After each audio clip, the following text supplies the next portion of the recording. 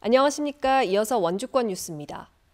이틀째 강원도 하루 확진자가 300명대를 보인 가운데 13주째 확진자 감소세가 이어지고 있습니다. 오늘 0시 기준 강원도 하루 확진자는 300명으로 전날보다 15명, 직전주 같은 요일보다는 144명 줄었고 지역별로는 원주 67명, 횡성 6명, 영월 3명, 평창 1명 등이 늘었습니다. 주간 일평균 확진자는 335명으로 지난주보다 70명가량이 줄어 13주째 감소세를 유지했습니다. 도내 누적 사망자는 전날보다 3명 늘어 865명, 치료 중인 위중증 환자는 4명입니다. 드론 택시로 대표되는 도심 항공교통 UAM 산업의 발전 방향을 모색하는 강원 미래과학 포럼이 오늘 원주에서 열렸습니다.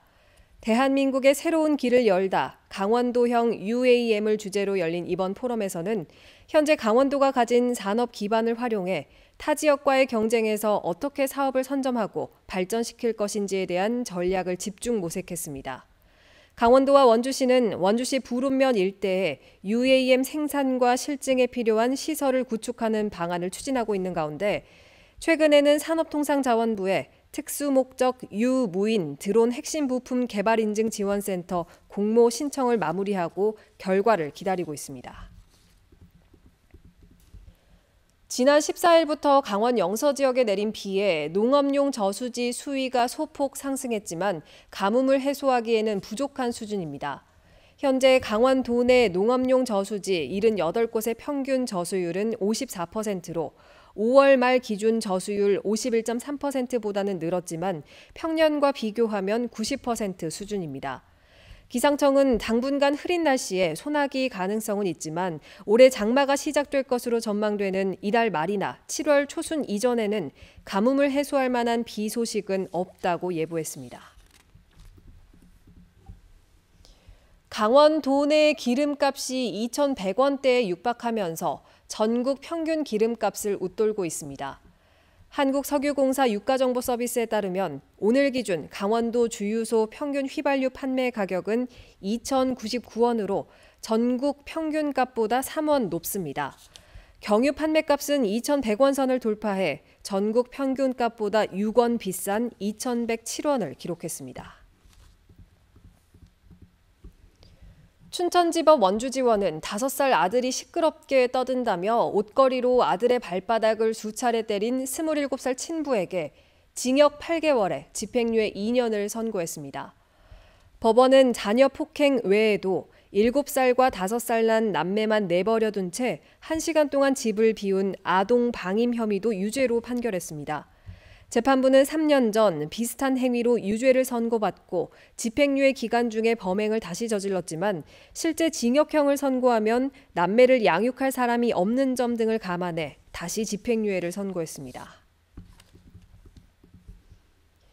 2022 이효석 문화예술촌 예술제가 오늘부터 사흘 동안 평창 봉평면에서 펼쳐집니다. 이번 행사는 사회적 거리두기 해제에 따라 대면 행사로 열리며 제43회 전국 효석 100일장을 시작으로 효석 사생대회, 효석 통기타 페스티벌과 이효석 힐링 걷기 대회, 효석 퀴즈 대회 등 다채로운 프로그램이 펼쳐집니다.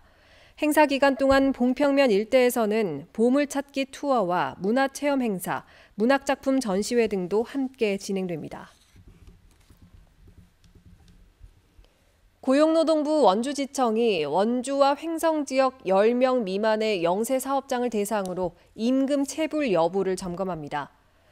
근로감독관이 오는 20일부터 일주일 동안 영세 사업장을 방문해 체불된 임금이 있는지 조사하고 근로계약서 작성이나 안전조치 등 노동관계법 준수 여부를 점검합니다. 영세 사업장 지도 점검은 해마다 분기별로 진행하고 있고 특히 이번 점검에는 원주 의료기기 테크노밸리 입주 기업을 중심으로 실시될 예정입니다. 2022 강원도 세계인공지능 바둑대회가 내일부터 사흘 동안 평창에서 개최됩니다. 평창에서 국내 최초로 개최되는 이번 AI 바둑대회는 인공지능 바둑 프로그램의 개발 척도를 겨루는 대회로 개최국인 우리나라를 비롯해 중국과 일본, 호주, 프랑스 등 5개 나라에서 19개 팀이 참가합니다. 내일 개막식을 시작으로 예선과 본선, 결승으로 진행되며 우승팀 맞추기와 동호인 바둑 행사 등 다양한 이벤트도 마련됩니다. 광해광업공단이 전략 핵심 광물 확보를 위해서 호주와 중국에 이어 캐나다와도 협력망을 만들었습니다. 공단은 최근 캐나다에서 퀘벡 투자공사 등 광물 관련 캐나다 정부기관 3곳과 니켈, 코발트, 히토류 등 핵심 광물 수급에 협력하기로 업무 협약을 맺었습니다. 주요 내용은 한국과 캐나다의 핵심 광물 공급망 확대와 히토류 확보를 위한 공동 연구 등입니다. 최근 세계적으로 산업에 결정적 영향을 미치는 히토류 등 핵심 광물 확보전이 활발해져 자원 보유국과의 협력이 중요해졌습니다. 뉴스를 마칩니다. 고맙습니다.